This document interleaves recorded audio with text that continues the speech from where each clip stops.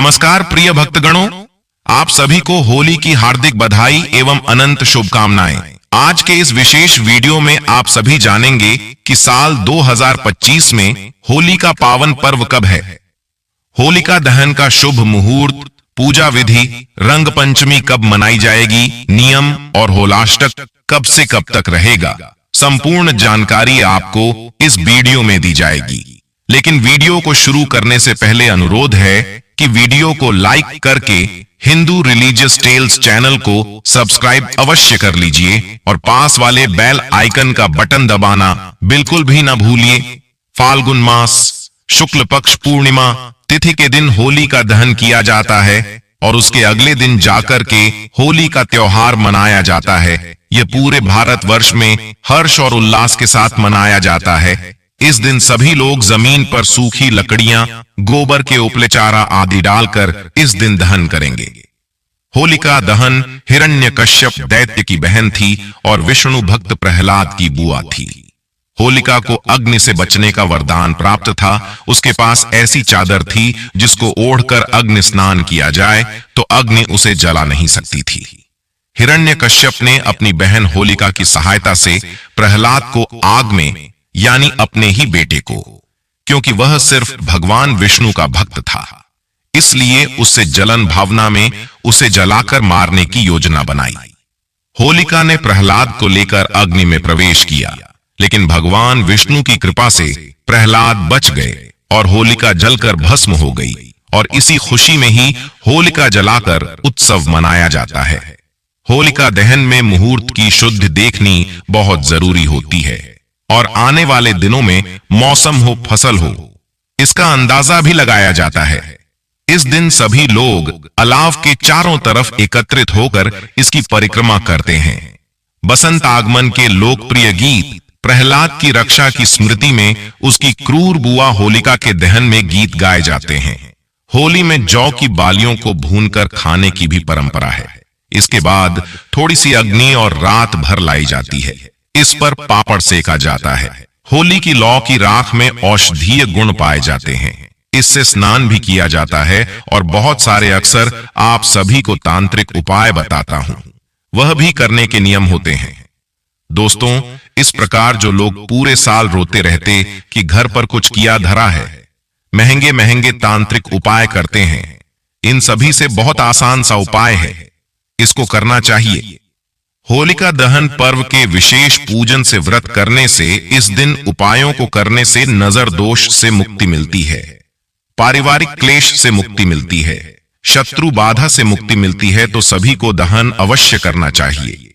दोस्तों, होलिका दहन आप नहीं भी करना चाहते हैं, कम से कम उसका दर्शन अवश्य कीजिए। इससे मन की नकारात्मकता का भी दहन होता है, दिव्य शक्तियां प्राप्त होती हैं। और इस बार तो होली पर बहुत ही दुर्लभ संयोग बन रहे हैं, जिसमें अगर आप होली की पूजा कर लेते हैं तो आपके जीवन में सुख, समृद्धि, धन प्राप्ति का आशीर्वाद मिलेगा।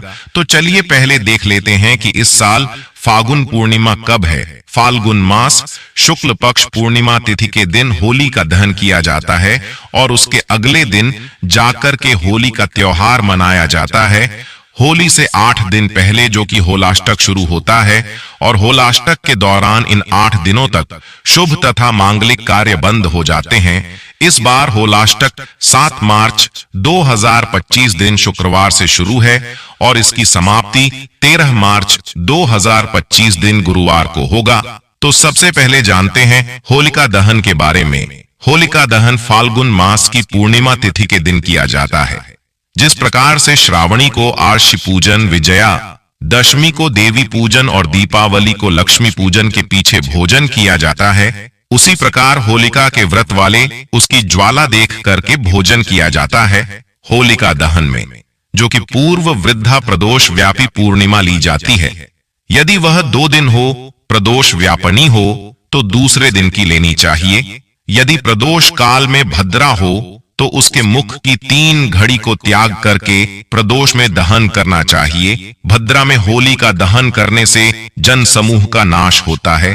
प्रतिपदा, चतुर्दशी, भद्रा और दिन में इनमें होली जलाना सर्वथा त्याज्य है, यानी कि इस समय में होली का दहन नहीं करना चाहिए। कुयोग बस जला दी जाए तो वहां के राज्य, नगर और मनुष्य अद्भुत उत्पादों से एक ही वर्ष में हीन हो जाते हैं, तो फाल्गुन पूर्णिमा तिथि प्रारंभ समय, जो कि 13 मार्च 2025 दिन गुरुवार सुबह 10:37 और पूर्णिमा तिथि की जो समाप्ति है वह 14 मार्च 2025 दिन शुक्रवार दोपहर 12:25 पे पूर्णिमा तिथि की समाप्ति है।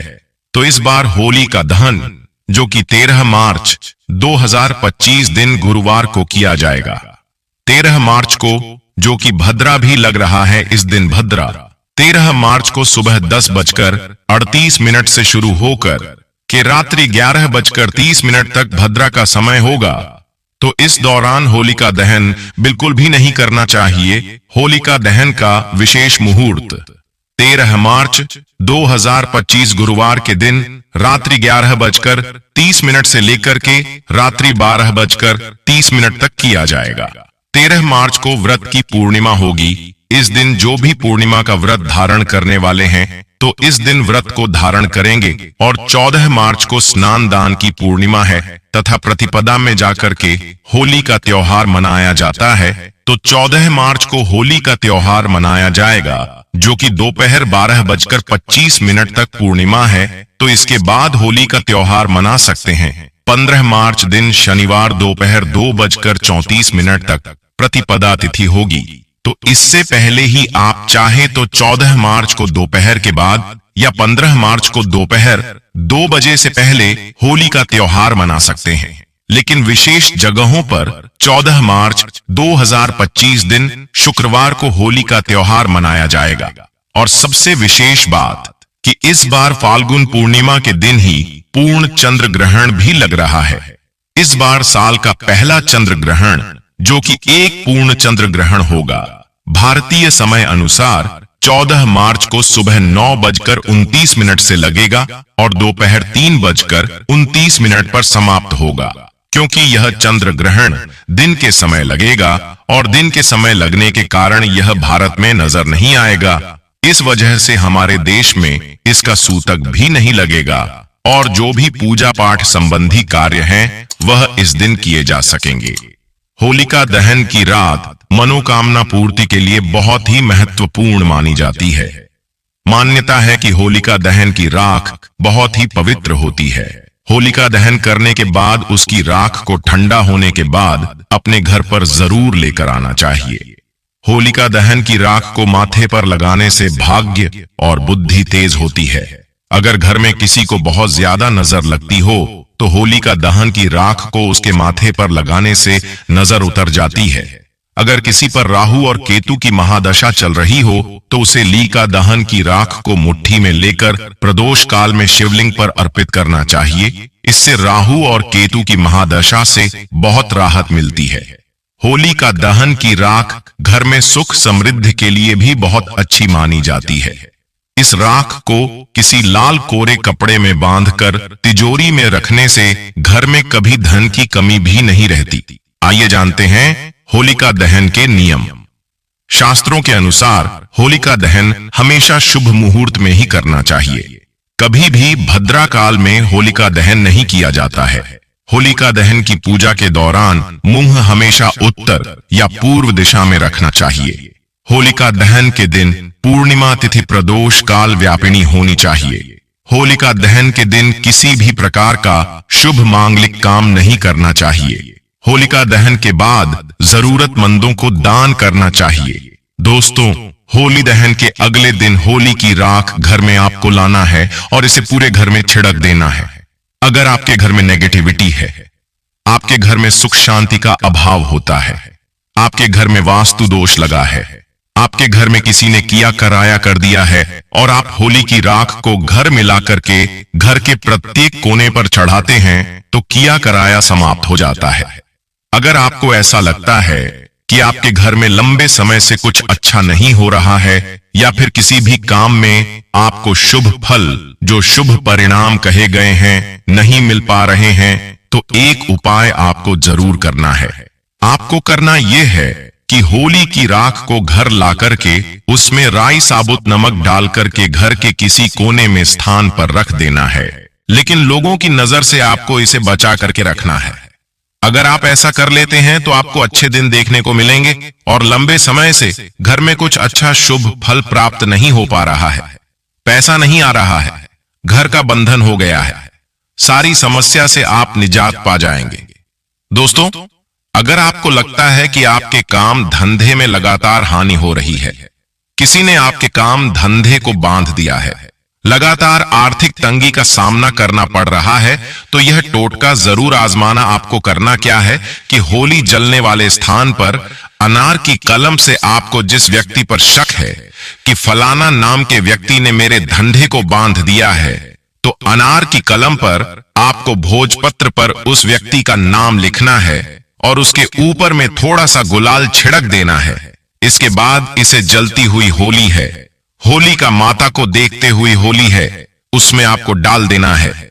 ऐसा करते हैं तो किसी व्यक्ति ने आपका धंधा पानी बांध दिया है, वो खुल जाएगा।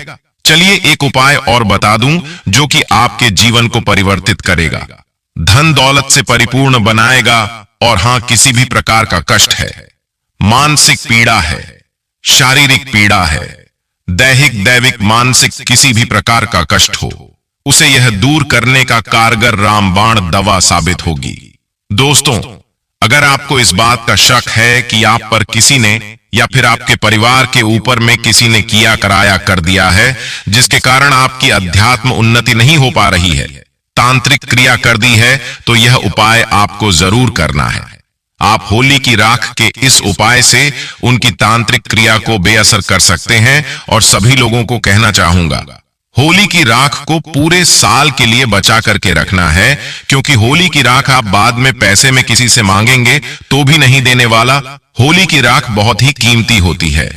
तो दोस्तों, आपको करना क्या है कि होलिका दहन के वक्त देसी घी में 2 लौंग, 1 बताशा, 1 पान का पत्ता और थोड़ी सी मिश्री, यह होली की अग्नि में डालनी है और होलिका माता से प्रार्थना करनी है कि माता, हमारे घर में धन आने का मार्ग बंद हो चुका है, या फिर माता किसी ने हम पर बंधन कर दिया है, हम बीमार रहते हैं, घर में सही तरीके से धन की आवक बंद हो चुकी है, या फिर जो समस्या हो वह समस्या बोलिए।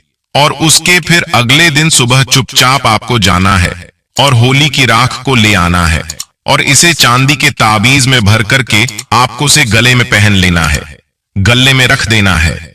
चांदी के ताबीज में भर करके, चांदी का ताबीज नहीं तो तांबे के ताबीज में डाल करके आप तिजोरी में रख सकते हैं, घर के मुख्य द्वार पर बांध सकते हैं। इससे घर का बंधन होगा। गले में पहनते हैं तो आपका बंधन होगा। व्यापार स्थान में रखते हैं तो व्यापार स्थान का बंधन होगा। किसी ने किया कराया कर दिया है, वह भस्म हो जाएगा। व्यापार स्थान में होली की थोड़ी थोड़ी राख भी छिड़क देना, ऐसा अगर आप करते हैं तो आपको शुभ फल प्राप्त होना शुरू हो जाएंगे। दोस्तों, एक और महत्वपूर्ण बात करने का मन कर रहा है आप सभी से कि होली के पावन पर्व पर हम सभी लोग कोशिश करें कि केमिकल से निर्मित रंगों से होली खेलने के बजाय फूलों से, पुष्पों से होली खेलें, जैसे मथुरा के नरेश श्री कृष्ण गोपियों और अपने सखाओं के साथ फूलों की होली खेलते थे। इससे वातावरण भी सुगंधित और मधुर रहता है और आप सभी को केमिकल से होने वाली त्वचा की परेशानियों से भी बचाएगा।